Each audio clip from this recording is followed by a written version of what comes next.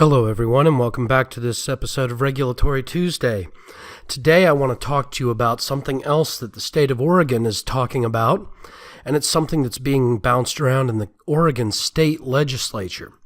And that is a cap and trade bill that, according to lawmakers, is a $700 million annual tax levied, and it will hit 100 companies with significant impacts and will cause a cost increase of transportation and energy throughout Oregon. Now, there is a cap and trade memo that I'm going to link down in the description, and this is the one from the Oregon State Legislature, as well as a who's impacted statement, which is coming to you directly from the Oregon State Chamber of Commerce. But let's discuss exactly what a cap and trade is.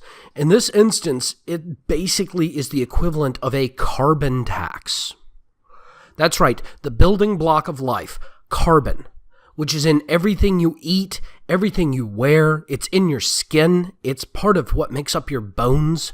We are organic creatures which are made up of carbon. We are carbon-based life forms. The basic molecule of molecular sugar that we use to process our daily lives is glucose, which is a carbon-based sugar. And the state of Oregon wants to put a tax on carbon. That's right, they want to tax carbon.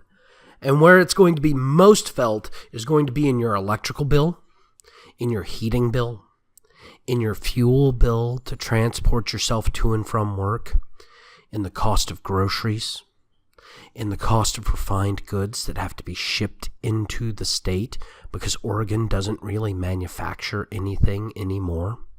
Oregon has some manufacturing, but Oregon has so little manufacturing that pretty much you cannot buy just Oregonian.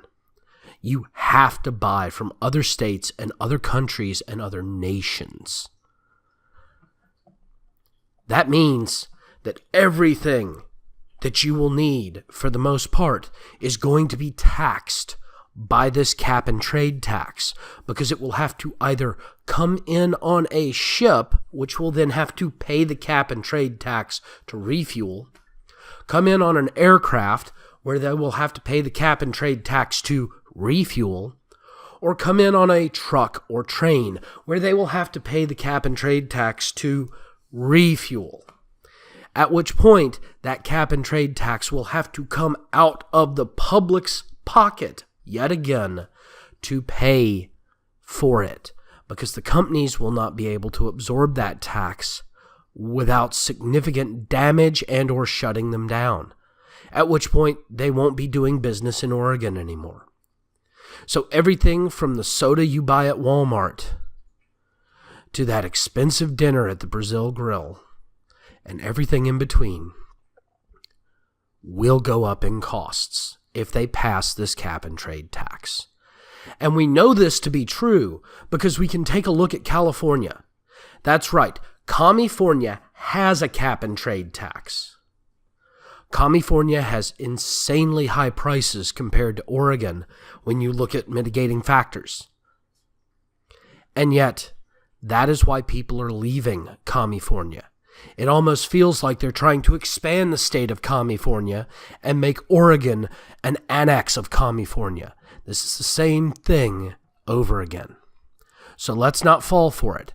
Contact your state senator, contact your state legislator, and tell them you do not want a cap and trade tax. You do not want a cost increase on gasoline. You do not want a new tax on the Oregon people.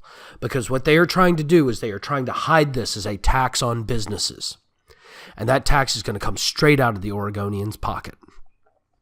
Well, thank you all again for joining me on this lovely Regulatory Tuesday. Please don't forget to like and subscribe here on YouTube, or thumbs up and subscribe on BitChute.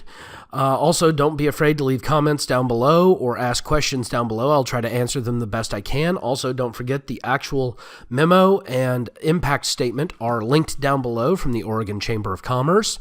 And also, don't forget you can catch me on my social media sites down below.